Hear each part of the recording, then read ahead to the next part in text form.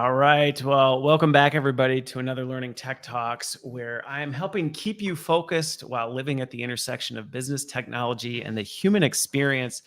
This has been a long time coming. In fact, right before I hit the countdown, Rob and I were reminiscing on when was it when we actually scheduled this, and I think it was back in June. So to have this conversation with me, I am reconnecting with longtime friend Rob Lauber, who we'll talk about our journey there. But Rob, I'm looking forward to this because we're going to talk about really the landscape of where the market is from a tech standpoint, but also what we should be doing about that as practitioners, how we should be thinking about it. We're going to fill this time, no problem. So thanks so much for making the time. Yeah, no, glad to be here and looking forward to finally freewheeling this hour. So hopefully I know. And I'm so glad you decided to turn off your virtual background because I feel like I'm getting to see the real Rob in your native environment with is that an elephant behind your head? Yeah, it's an elephant back there. And let's see, over here, we have some gnomes.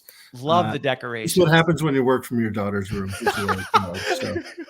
Well, as a father of 3 girls, I am all too familiar with that. And the boys balance it out, though, because theirs is not neat and tidy like that. I wouldn't know. I only have 3 girls. So. Okay. All right. Well, we got that in common. That's right. So, yeah. And it's funny because as we were talking, I do remember back. Do you remember when we were at Kohler's experiential learning?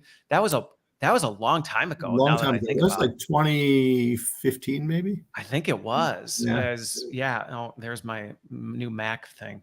So we were doing that, and at the time, you were still with Were you at McDonald's? Yeah, I just got to McDonald's. I was probably there for it was in the spring, so I'd probably been there like 6 or 7 months. Okay. And again, I guess I'm talking about this. You are pretty well. I don't know many people in the industry where if you said Rob Lauber, people would be like, "Who's that?" But for those who don't, a little bit of background because you come from the practitioner side. So you're former well-known CLO. What's your backstory into the industry? Yeah, well, it goes back about 30 something years now. Actually, I was out of college. I had no idea what I wanted to do when I grow up, like most people when they graduate. Like most people, yeah. Like my kids when they graduate from college. And so I keep telling them, don't worry, I didn't figure it out till I was like 28. But I worked for a company called Dun & Bradstreet, and basically it was calling on small businesses and doing basically business credit reports, how they pay and how well they're financed and that kind of stuff. So you're doing sales? You're doing sales? Well, sort of sales. Like I had to convince people to give me their balance sheet without actually, That's an easy ask. Hey, right? I know we just met, but can you show me your finances? Yeah, it makes the sale of a product look simple, but it was and what year were you born? Where'd you go to college? Sort of, because all those things are important to, well, not those things necessarily, but like the age of the principals, their background, their experience in the business that they're in is all important for like banks and insurance companies when trying to issue credit to identify risk. And so we would have to go out and literally interview these people to do it, sometimes over the phone. And sometimes eventually I started doing it in person, and it was in Brooklyn, Queens, and Staten Island, New York. So, you'd walk in and you'd be like, "Hi, is John Jones there?" And they'd be like, "Who wants to know?" That kind of stuff. So it was good. It's true New York form. Yeah. Can I get your balance sheet? Well, which one are you looking for? Yeah. Right? Yeah. The one that's on the books, the official one. Yeah, it was the one you use for taxes, really, because we don't want to go other places. I don't want to ask any questions. I don't really want to know. Just give me the one that you turn into the IRS. And I was calling on places, some really interesting places in New York. I was on the fringe of a lot of organized crime. So it was very interesting piece in terms of like certain people would start showing up across certain businesses on like their bank signature cards and things like that. And you were like, "Oh, this is weird." And so, I got really good at spotting. You got your start in sales and on the fringes of organized crime. Rob, I'm getting to know a new version of you that I'm actually getting to my point of how I got into this, because I started being able to really spot fraudulent businesses really easily. So people would start up or put a retail front on, and they would go down to. Now, that wasn't part of your sales pitch, was it? No. By the way, I've gotten really good at identifying fraudulent businesses. Yeah. Well, no, actually, that's how I got into L&D. But they would go down to Fashion Avenue, New York, 7th Avenue, and they'd go to these wholesale houses, and they'd go and they'd apply for lines of credit with all of these different companies, and these companies would mostly ship them clothes. And clothes or whatever would come in the front door of the retail outlet and go out the back door on a truck, and then the store would disappear overnight, and they would fence it all, right? And they would just evaporate into the into the ether. Those businesses would just disappear. So I got really good at being able to spot them and identify them. I knew all the neighborhoods and that kind of stuff. And so I got some national recognition for it from where I was working, and they were like, "Hey, we'd really like you to start teaching other people how you sort of spot." Oh, that's the connection to the learning education. And so space, suddenly I find myself doing stand-up training, teaching a seminar on, how to spot these fraudulent businesses, what their patterns are like, what I've experienced, what I see, how you can typically tell, what are the questions you should ask, those kind of things. And then that led into me actually teaching selling skills, because a lot of this job was about selling too. And I did stand-up training for about 3 years. And we would take new hires and we would fly them into a place in Georgia, outside of Atlanta, in a conference center. We'd take new hires and we'd fly them in, and about 50% of them would turn over in the first 90 days, like most first level jobs. Yeah. And at one point, the president came down and he's like, "Okay, this is kind of crazy financially, doesn't make any sense. So we're going to close the center. And instead of laying all of you off, I'm going to give you like 120 days to come up with a business plan of how we should be training people. And I want you to present it to me." This is like February. It's like, "I want you to present it to me in June. And, we're going to close this at the end of the year. And if I don't like your plan," this is going back. Yeah. This is reminding me of like Gladiator. It's like, if I don't like your plan, 120 days, put together your plan. And then I'm going to stand there with my thumb. If I don't like your plan, you're toast. Right. So with the organized crime thing, I see this is really coming together in a nice story. Well, it had nothing to do with that actually. But so the summary came, we put together a crash course in instructional design, really rethought about things. I got exposure to Mager and all this other stuff. And I found myself super passionate about it. And, needless to say, I stayed there. They paid for my master's. Suddenly I figured out what I wanted to do in life. And I'm curious when you presented it, just thinking about this, because one of the things we connected on originally was just having a bit of a different flavor for how training works effectively from a business standpoint, and the difference between educating people and actually driving performance. So what was it? Do you remember, like, what was it that you said, "I think we should do this differently," that got the thumbs up? We said a couple of things. Well, remember, this is before the internet. And so we said a couple of things, and it was there were 4 of us actually that worked on this, and none of us had any background in instructional design, but we kind of took a common sense approach and said, okay, if we're running this like a business, we should be thinking about the financial practicalities, right? Because that's what doesn't work right now. So we need to think about what that is, and then we need to think about, like, how do we, literally, and this has stayed with me forever, is how do we enable people to learn as opposed to teach people? And so we moved to a much more self-paced format as a result of it, and had them, shadow people to get reinforcement and depth and exercises and that kind of stuff. So we built basically this modular self-paced program that built, from simple tasks to the most complex tasks. I would call it like an early certification program. There were I think 40 modules in it. And some of them took 30 minutes, and some of them took, a couple days. And the idea was basically that by the time you got to the end, you knew how to do everything.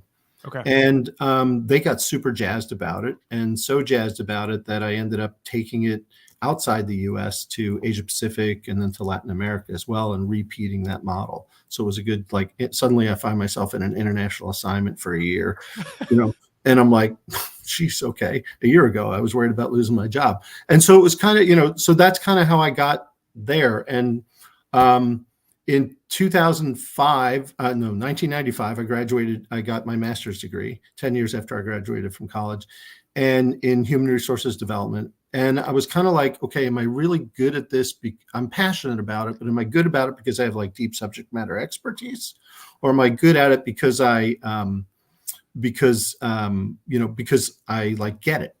And so I wanted to really test myself. And so I started looking for jobs, and So this was that. And again, I'm reflecting on this. This is because there's a lot of parallels to this that I'm seeing, but this is, you'd hit that point in your journey where you're like, do I just really want to be a deep subject matter expert practitioner in the space, or is it something different?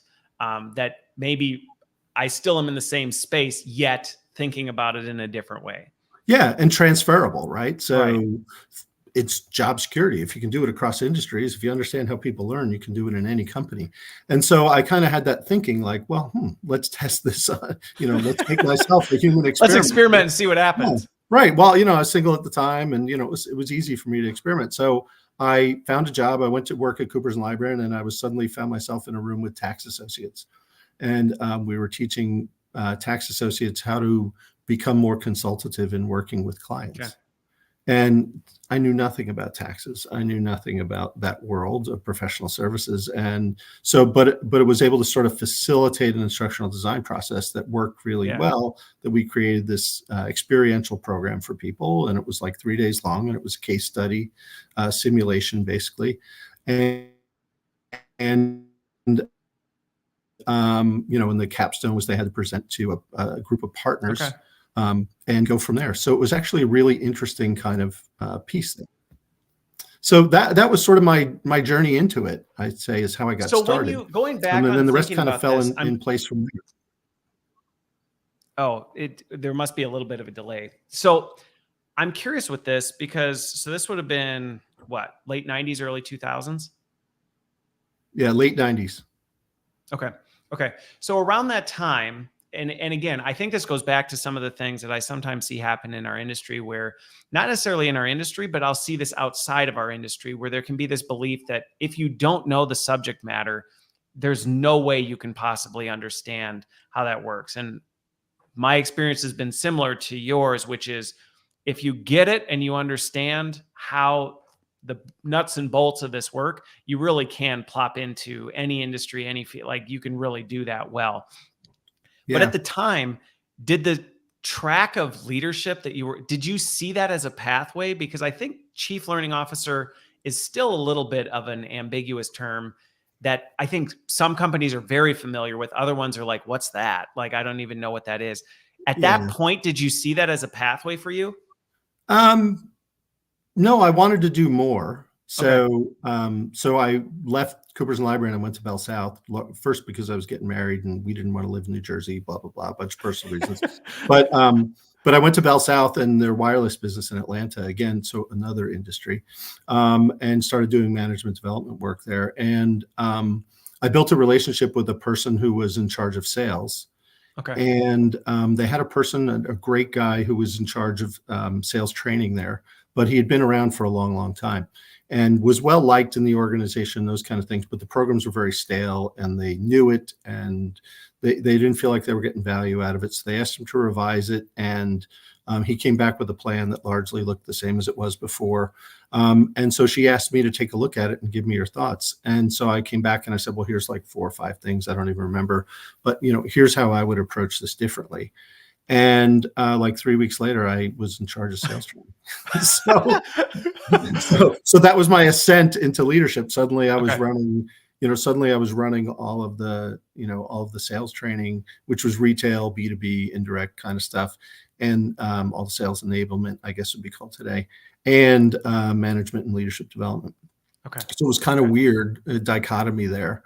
On that side. And then when Bell South spun off its wireless business into Singular Wireless, I led the transition team that redefined what L&D needed to look like in the new organization.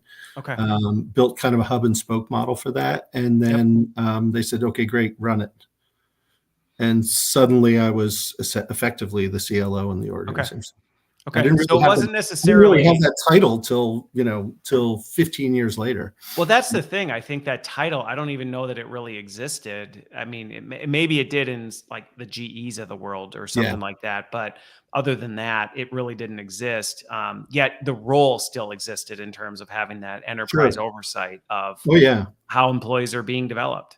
Yeah, I mean, my organization at Singular Wireless was bigger than it was at McDonald's in terms of direct reports and actual control over budget spend.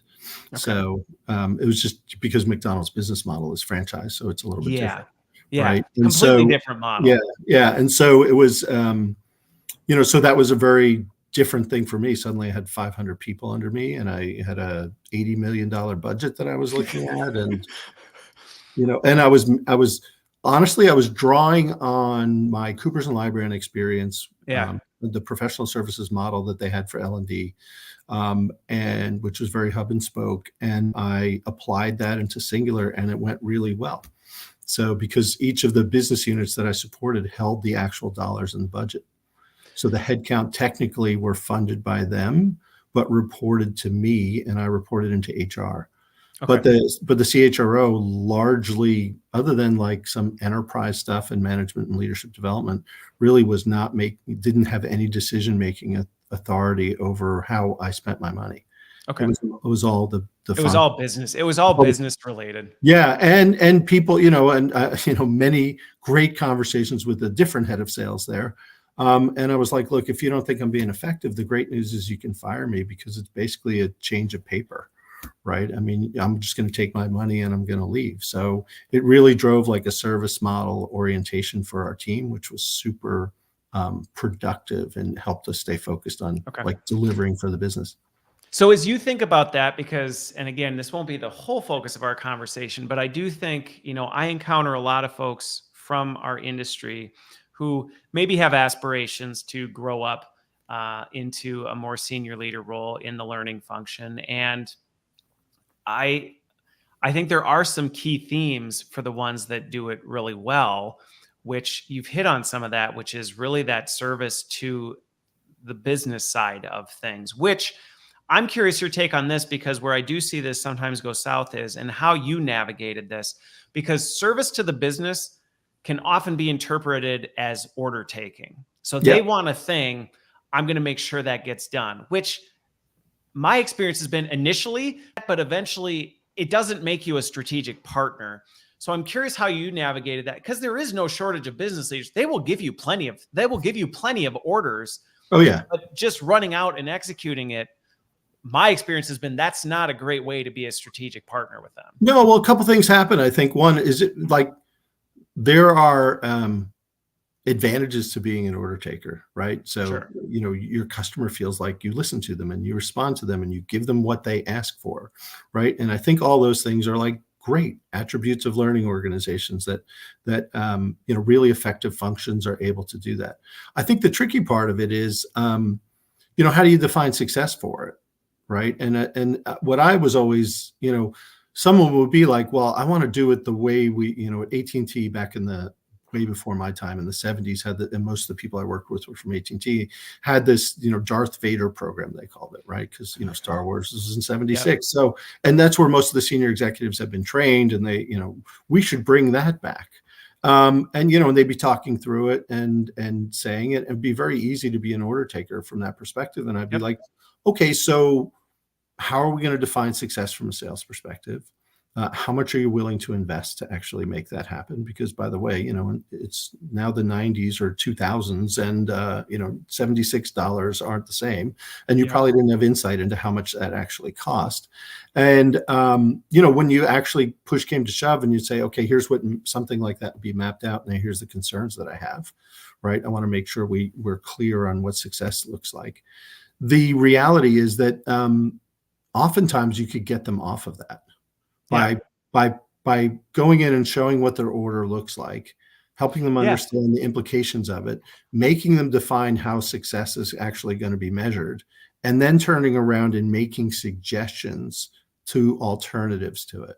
So you're still doing the things that you said are important, which again, making people feel heard, understanding what they're really trying to accomplish. Those are really important service models.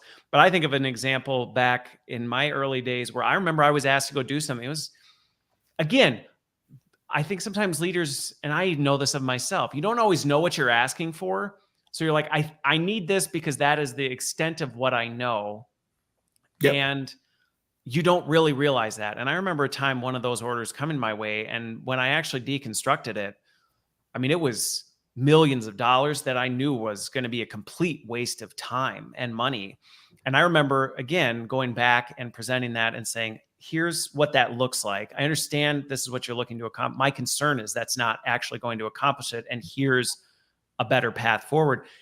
And he was a terrifying man, by the way, terrifying dude. But I remember he just said, thank you for thinking. And we worked through it. We were able Yeah. to work through it and go, okay, yeah, that makes sense. I understand what you're doing. I appreciate you thinking it through and moving that forward. And we ended up doing nothing like what was originally planned. Well, and I'm going to speculate right now that after that sort of event, the trust level in you with Oh, it was him went huge. through the roof. And now you were essentially empowered to go in and sit there and say, like, I think there's 3 other ways we should tackle this. Or the question was more posed to you, here's the business problem we're trying to go after. I think we can solve it with some sort of training or learning thing. Give me your thoughts on how we might go about doing it. So it's much more open-ended. Yes. Again, there's that initial front where, yes, it can be a little difficult. And I will say, and as you probably have, you will run into people who are not interested in having that conversation. Sure. There are absolutely people out there that are not interested in it. Sure. But by and large, my experience has been, once you do that and you demonstrate it well, that you listened, you thought critically about it. Yeah. The conversation changes after that. People aren't coming to you going, here's what I want. They're coming to you going, here's what I'm trying to do. I may have some ideas, but I actually want you to weigh in on that and tell me what you think. Yeah. And the way I've always tried to put it is like, I'm a steward of your investment. Right. Right. So like a financial planner, like other people that you trust with your money, right? I'm one of those people you should trust with your money. So if I think that we're making a not so great investment or a suboptimal investment, I should be saying something. Right. Yeah. You don't want an order taker for your financial investments. You don't want to go to somebody and go, I want you to invest in this, this, this, and this because I saw it on Facebook and I read the news, and they go, okay, like here's your life savings. I poured it all into, Enron Bitcoin. Right before the Enron crash, something like that. And you're like, why'd you do that?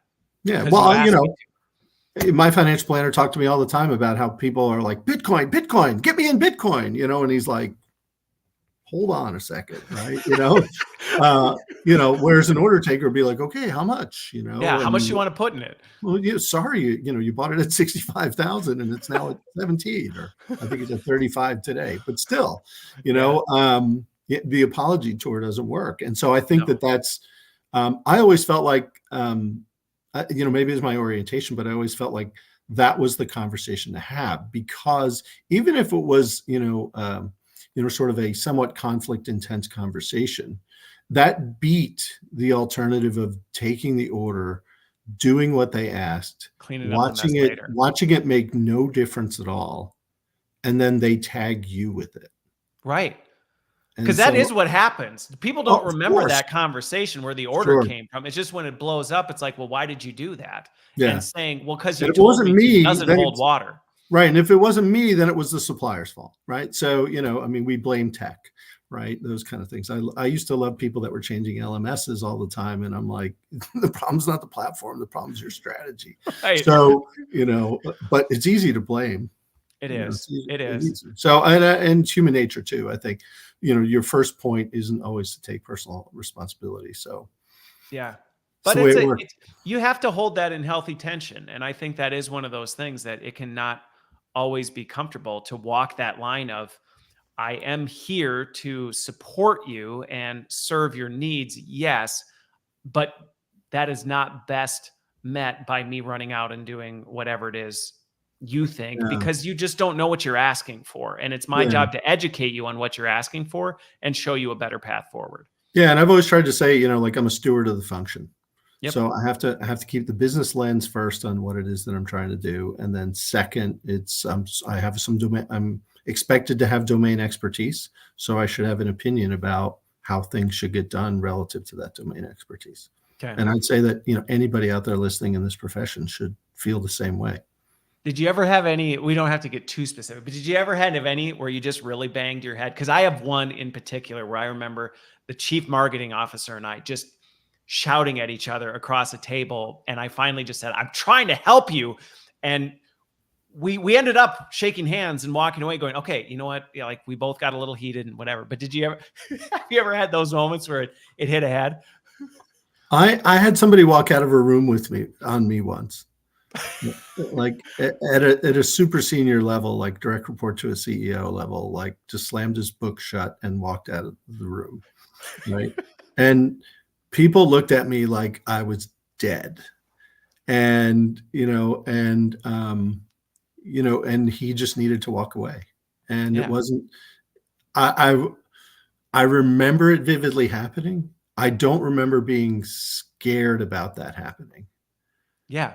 And because this person was actually could be very difficult to work with, but he's also somebody that I convinced to give me $1.5 million off budget to That's what. So I was just going to ask, right? if going back to your earlier prediction of how that was, I was going to ask if that person ended up also being a person who ironically ended up being a supporter in other areas for almost sometimes the very reason of the thing that made them slam the book and walk out actually was the thing that later made them go, I can trust you because I know you're willing to do that if you really believe that what you're doing is the right thing to do.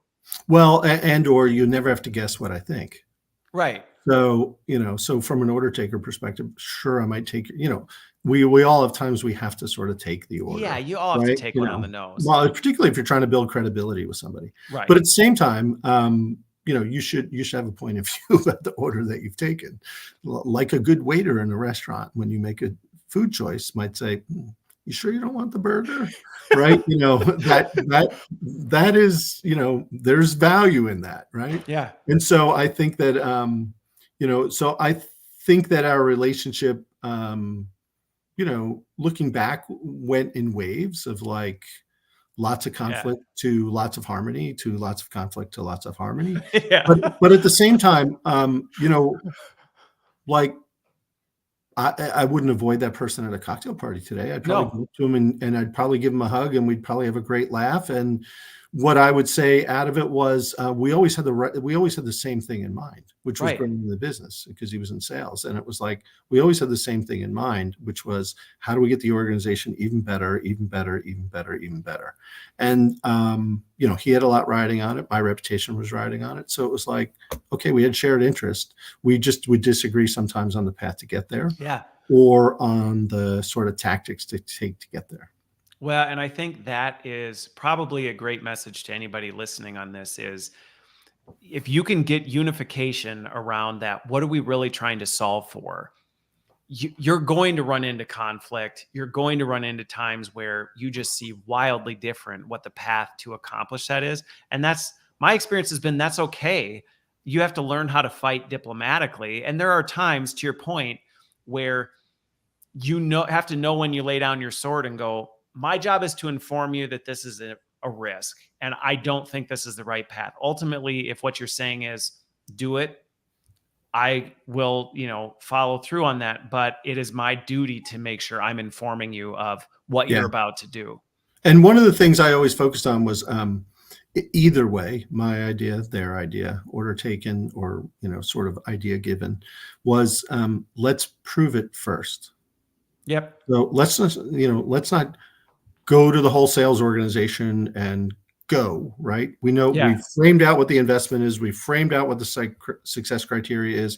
Your idea or my idea. Great. Let's go to Corpus Christi, Texas, test it in that market, and let's see what happens. Let's see what happens. Right? Before we invest in my idea, before we invest in your idea, right? We have the success criteria framed out. We're in agreement there. Great. Let's go test and learn someplace first about what works and whether it'll achieve what the outcome is or not, or get us closer or not. And that's how I got money from him, actually. And data, ringtone, and graphics were coming out at the time. And if you can imagine when you used to have to pay for I know. I remember most people I talked to today, it was before they were born. No, I remember you bought all those things. And so we went and tested in Corpus Christi, Texas, a training program on how to suggestive sell. And then we measured the attachment rate, meaning, how often customers bought it and that kind of stuff. And it basically increased transactions by like $1.40 a person or something like that, which translated into like $40 million in sales nationally.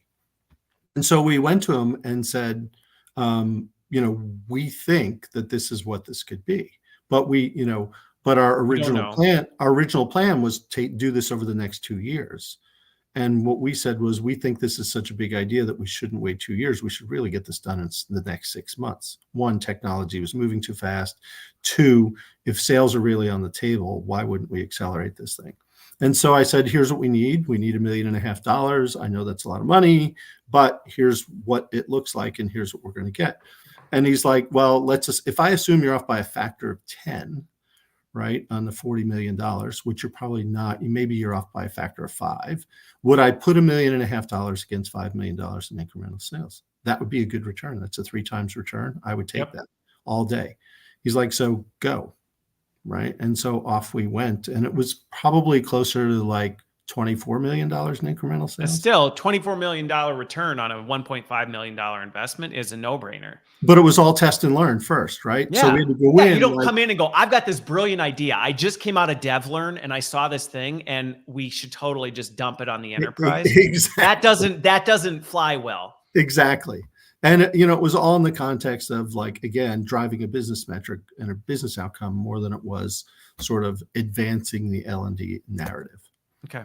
I like that. I think something else, and then I actually want to transition to how, you've transitioned and moved beyond where you were in that, was another quirky trick that this would probably be one of those like happy hour conversations we would have is, I remember I started implementing after we had one of those tense things. I would say, before we make any final decisions on what we do,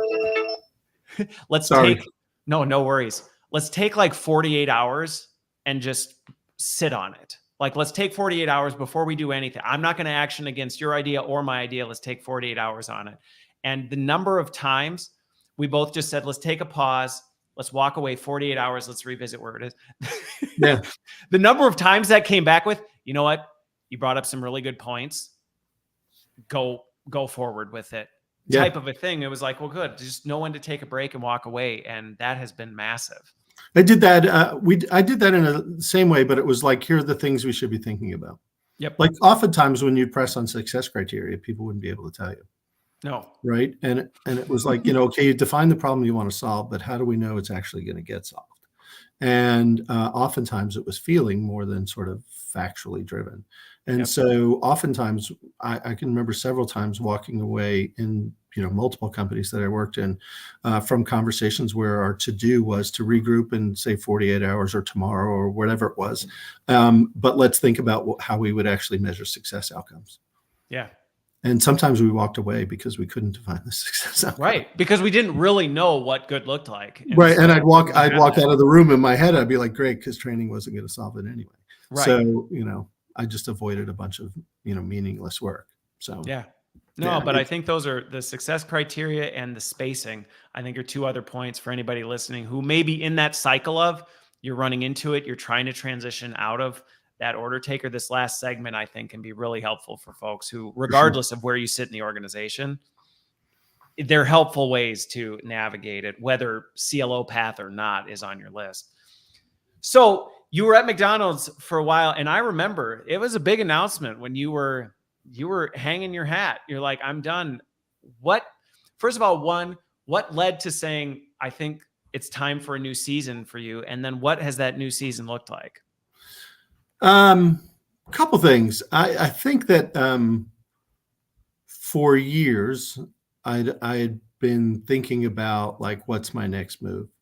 Okay. So because honestly, CLO at McDonald's was like a pinnacle job, right? So I mean, that's kind of like, where do you go from there? I'm not going to get a bigger audience of 2 million people. I'm not going to get a bigger geography, 120 countries, 14,000 locations in the US, all those things you can imagine.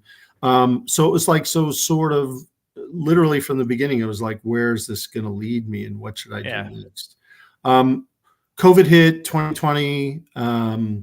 We had some change in CEO at the end of 2019, change in CHRO in the beginning of 2020. And when the new CHRO came on board, I was like, hey, look, I'm probably 2 years from thinking about going to do something else anyway. And, I know how people like to pick their team. And if I'm not part of the team, then that's okay. Just feel free to let me know. Yeah. And we'll just sort of figure out the right path. We'll figure it out. Yeah. So I got a warm reception to the, to the openness on that. And I basically set up my LLC shortly after that call. And, but it's pretty normal, I mean, if if you pay attention in a lot of businesses, when new leadership comes in at the top, there's always a lot of change below it. There is. And I think, I was one from the CEO, that new CEO, new CHRO, not unusual that would happen. And actually all of the directs of the CHRO, basically departed the business within 12 months of the CHRO coming in. So that for me, self-awareness though, to your credit on that. And I think this is something that, again, going back to just lessons people can take from this. One, taking that proactive approach, which requires the self-awareness of, I'm not blind to the reality of the world that we're living in right now, and the situation that's just happening, and not having this idea of, I'm so incredible, there's no way anything could ever disrupt this, and go, I recognize the situation we're in, and I get it. As a senior leader, you got to surround yourself with people you can trust, and sometimes the ones that know how to finish your sentence, because you've got some big stuff happening, and recognizing that and then proactively doing it.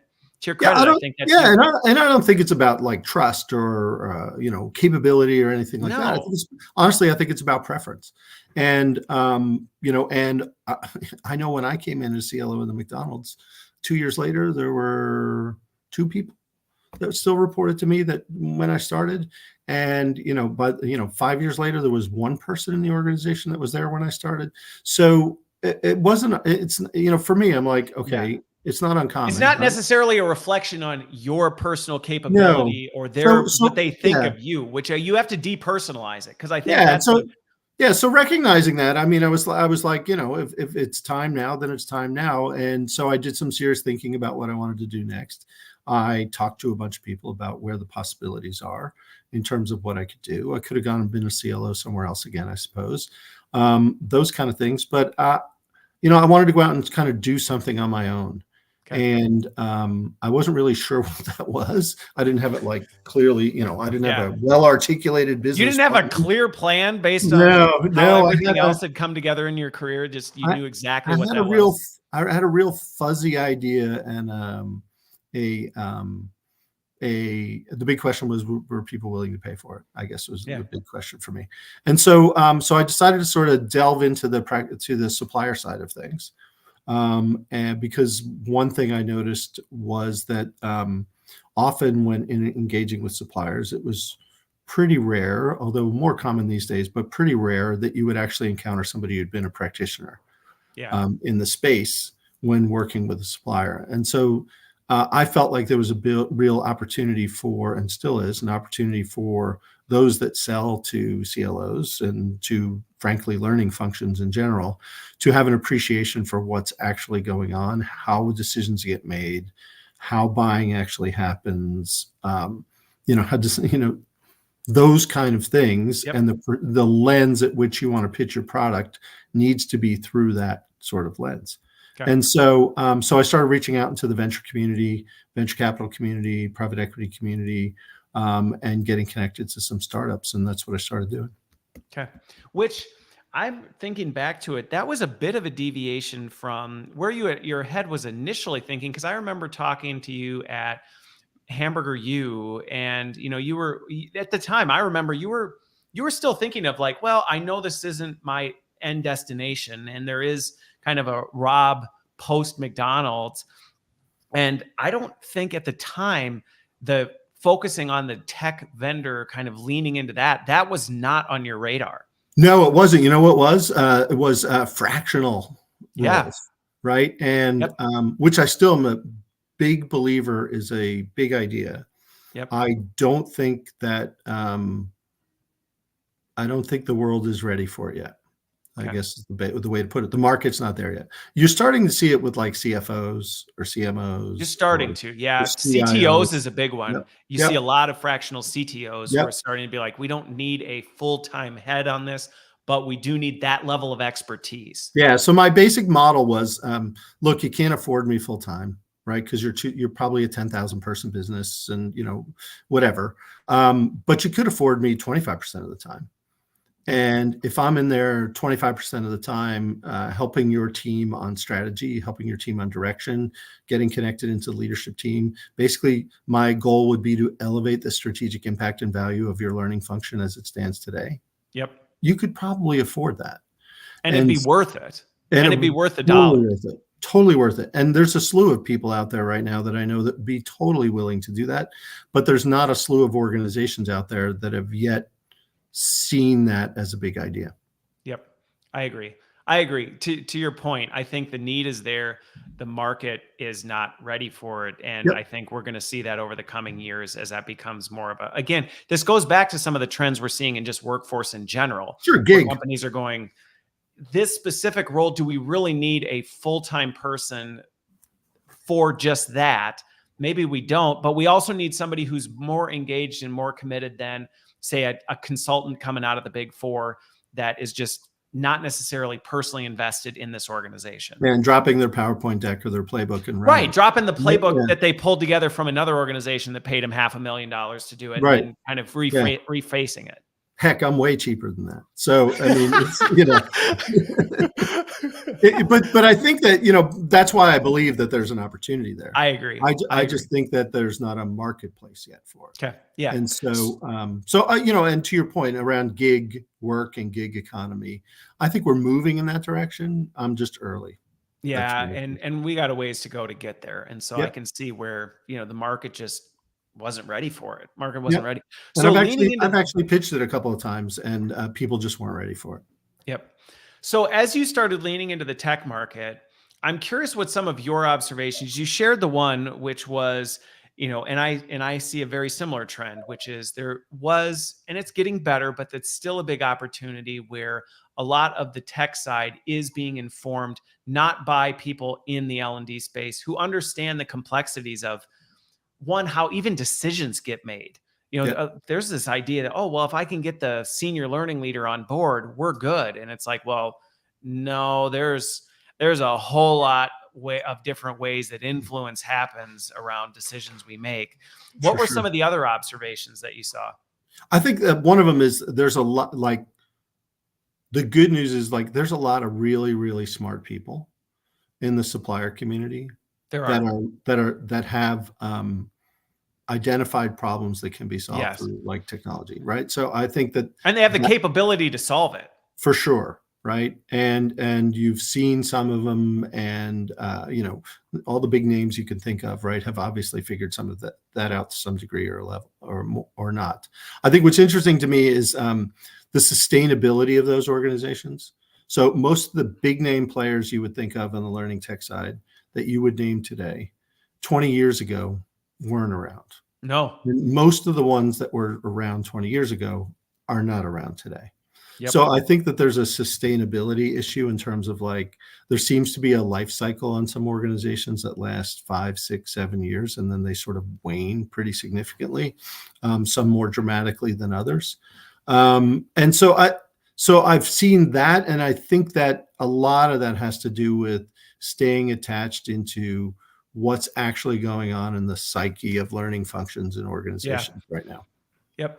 And organizations as a whole, because just one of the examples, and I hate mentioning names of companies because I think it's irrelevant, but is in some ways, I wouldn't call it the rise and fall of the LXP, but the rise and almost absorption of the LXP was one where you saw it kind of come up as a new category, a brand new thing. It was paving a new path. And then in many ways, that capability got absorbed into the ecosystem, and it lost some of that distinctive flair of, that's a thing. And it changed the vendor market. Sure. It dramatically changed the vendor market. Sure. You look at, like, LCMSs, right? Which were hot in 2007, 2008, and pretty extinct extinct by 2014. Yep. Right. And so, I think you're right. The LXP honestly was just an LMS with a better interface, right? And a little bit better algorithm behind the scenes on it. And I think, that's how practitioners viewed it anyway, although most people that are selling it would tell you it's far superior. But most practitioners would tell you that's really what you're getting for it. Well, and I think the tech caught up. I think that was the thing. There was a vast hole in the market. And again, this goes back to some of the dynamics between practitioners and the vendors. There was a gap that the learning community was going, we have this major problem that we have that is not being addressed by the current tech stack. And someone sees that, and every once in a while they throw the dart, they thread the needle, and they get it right and it goes kaboom. Yeah. And then it brings the rest of the market along for the ride. And I think that's what I saw with the LXP market was early on, it really had some unique, distinctive flair that the other big players were just going, we're not going to do that. And then all of a sudden the market moved and it was, well, we have to, or we risk obsolescence. Yeah. And you can watch what everybody talks about, right? So when that happened, the conversation suddenly became about adaptive learning. Right. Yep. We have adaptive learning. We have adaptive learning. We have adaptive learning. Just like today, one. Well, and personalization, I think, is still, it's still there, still a thread that's being pulled, still some nirvana. Interestingly, it also means a lot of different things to a lot of different people, because you can talk personalization and that could mean just about anything. Well, sometimes I think the pursuit of figuring out what's in Chris Lynn's head and serving him only what he needs to know is a bit of a fool's game in large-scale organizations, because it's a perpetual moving target. Well, and even going back to the challenges that we have, I think what we've seen with generative AI recently has given more hope for that. But again, what people often don't take into account is that's operating off a ton of data, which oftentimes you don't have that kind of data of what's going on in Christopher Lynn's head. Where is he right now? So that we can start to predict what is it that he actually needs to accomplish, whatever is in his head right now. And it's like, well, you're the guessing game. There's still a huge disconnect. The bigger the organization, the bigger the guessing game. Well, and I think a lot of it's still built off of a training model instead of a learning model. Yes. Right. And so, I'll go back to my comment early in the conversation about enabling people to learn. I still think that's where a lot of the boat is missed. Yes, I would agree with you. That kind of mindset is missed. And so I think the personalization piece is a noble chase, but it's sort of a holy grail chase that no one will ever actually get to. Well, and I think it goes back to your point of it's not only could it potentially be a holy grail, I think technology will get us to a point where it's less of a holy grail chase, but I think the challenge is we're chasing the wrong path. To your point, it's like, well, if we chase this, it's like, well, if at the end of the day, what's at the end of that path is still just putting the right content object in front of somebody, that's not the noble path anyway. So even if hypothetically technology could get you to a point of doing it, you're still going to end up in this place where it's like, well, so what? Yeah. I get more interested in things like in terms of opportunities that still exist out there, like interface design, UX, that kind of stuff is still, for me, persistently lacking, particularly when it comes to like HCM systems and areas like that where companies have revenue streams teaching you, built off of how to teach you how to use their software. I think that's a bit criminal at this point in the world. I don't understand why people still buy it.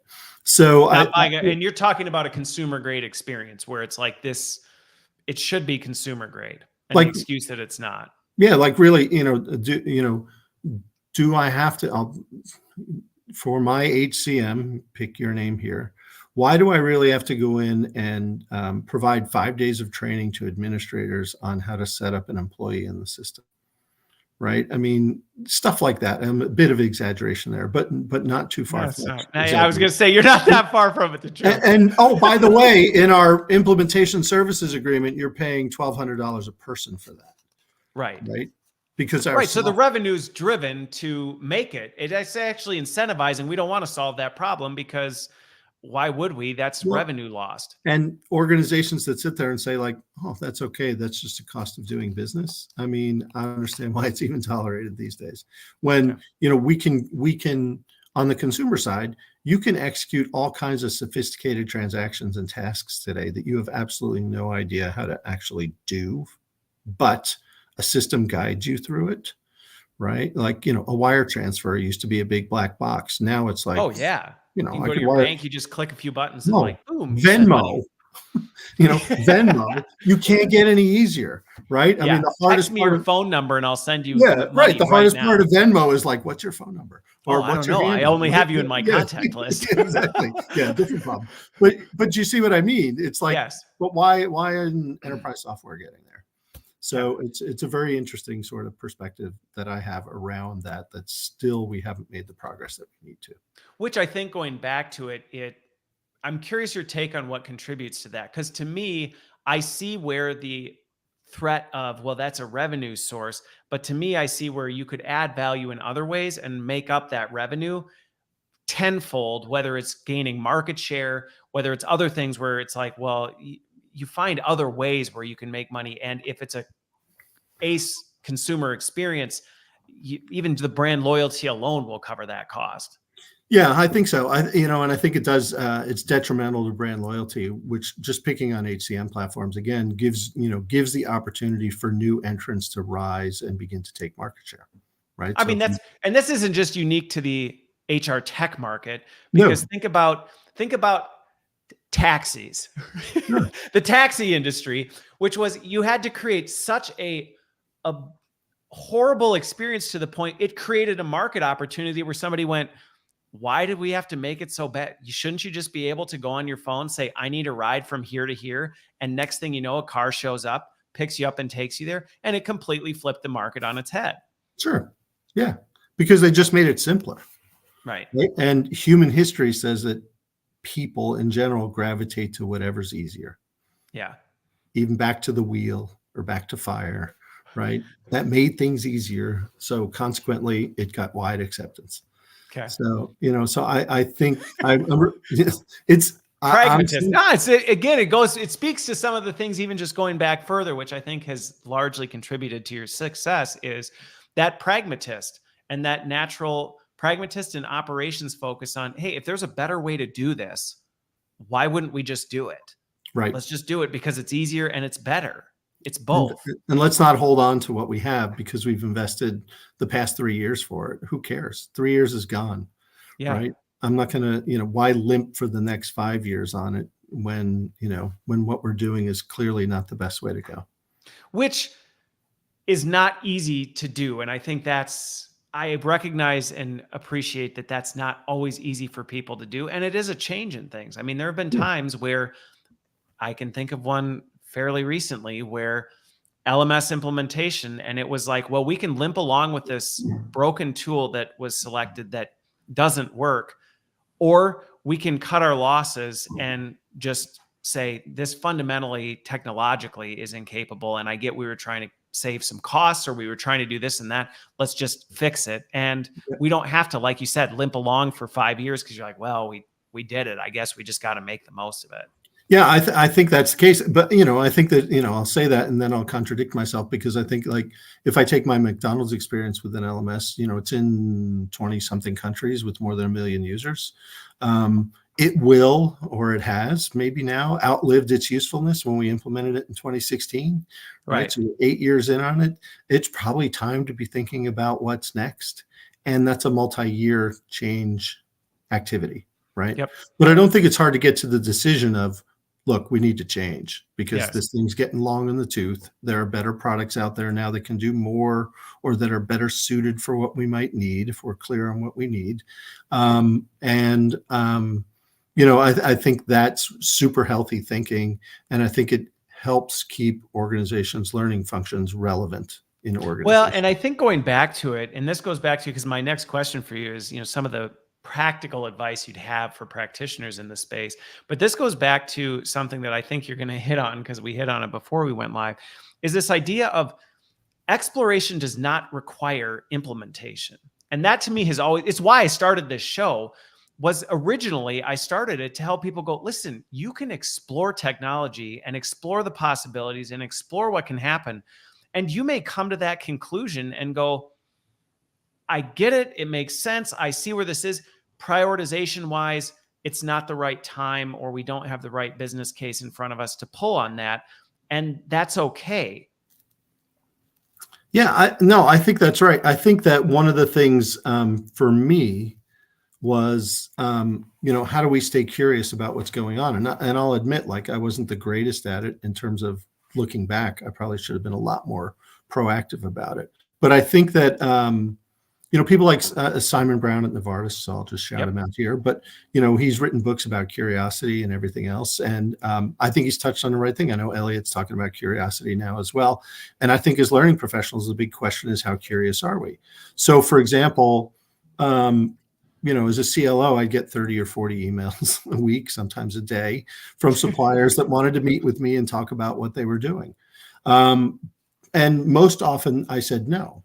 Yep. But I think, I think thinking about that now would be, what are 3 or 4 areas where we should be paying attention to as a function? Yeah. Let's just name those. AI, I don't know. Coaching, AI coaching. Okay, great. Let's pick that category. Now, we don't have a budget. We don't really know how we would implement it. We don't really have a strategy. That's fine. Right. But I'm going to turn down every supplier that tries to call on me on AI coaching because I don't want to get in the sales cycle. And I think if you're super transparent with those suppliers and say, look, I'm trying to learn, so show me what you have, right? Help educate me. And if you do that with 3 or 4 of those suppliers that are out there in the space, I would bet you start to get a much better understanding of the strategy that you might need, and or whether or not you really should be paying attention to it in your organization or not. Right. Or if it's the Bitcoin. Yeah. Well, that's what I mean. Because you might go out and look at them and be like, interesting, but not compelling. Yes. Right. And that's time well spent then, because you're moving on to the next thing, or that, there's not a market yet for it. Right. Those kind of things. So I think as we're looking at, particularly today, where there's so much noise about AI and AI is going to change everything. Right. Great. Go out and look at AI content generation tools. Go talk to 5 suppliers about it. Right. And have them demo for you what they're doing. Take 30 minutes of their time to do it. Explain to them that you're not buying, but you want to be educated.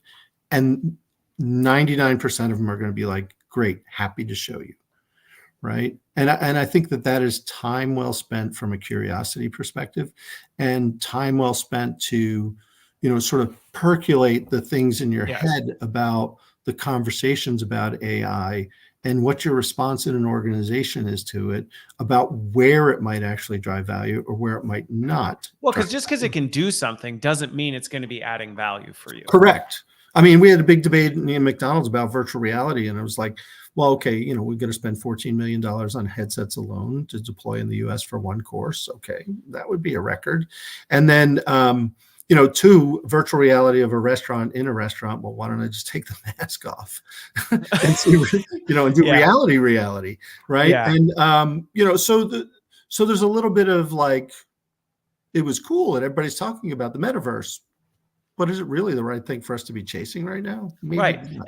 And having that position, and I think this is one of the things that I would add to that. Having that position in the moment doesn't mean you throw the baby out with the bathwater. And I think that's where I see the curiosity and the exploration being so critical is, listen, it's for percolation, because the number of times where I've explored things, and again, I think curiosity, again, I know Simon well, and I 100% agree with that whole piece of curiosity. To me is what differentiates great, I think, professionals as a whole versus others. It's a differentiator is the folks who are like, I understand there may not be the thing right now, but I'm really curious to understand what could happen. And the number of times in my career where something has percolated for a long time, and then the window of opportunity shows up, and that's when you go, but you have the ability to jump very quickly and move very fastly because you've built the relationships, you know the players, you know the state of things. And so when somebody goes, I have no idea what to do about this, you can go, I do, and we can attack that real quick and prove it out. And maybe I'm wrong because we haven't done it, but we can at least experiment. And if I'm right, I've gotten some big blank checks in the past over the years for that kind of stuff. Agree 100%. And I think that's sort of my advice would be like, not necessarily take it to an experiment, because experiments are great and pilots, No. Whatever are great. But I think that at least being curious and engaging the supplier community to tell them what they're up to and what they're working on. Because I mentioned to this before we started, but I think a lot of innovation in learning and development function has come from the supplier community. I think that anything AI, no learning function is going to build their own AI platform and do it themselves internally. Those days are over. So it's all going to be supplier led. So how are you engaging out in the supplier community to even understand what's on the horizon, what's being talked about, what's being contemplated from a product perspective, to know whether or not you're on the cusp, or whether you're going to be an early adopter, or whether you're going to be a laggard on it. Well, it also keeps you, honestly, it also keeps you honest, because there are lots of times where you think, oh, what we're doing is groundbreaking and we're blowing the mold and we're doing all this stuff. And you start poking around and looking at what's available and you go, oh, I'm still wearing my 1980s tracksuit, because to me, hey, it's great and it looks wonderful, and you don't even realize how far behind you've fallen. Yeah. Because you just don't realize it. Yeah. Because I've won awards for it. Right. I won awards in my Zubas. Which could be a whole nother hour of conversation about what's wrong with the awards platforms today. But yeah. Well, so how about though, as you've gotten to know the vendor side, because I do recognize and am empathetic to, when you're on the practitioner side, I get it. You're busy.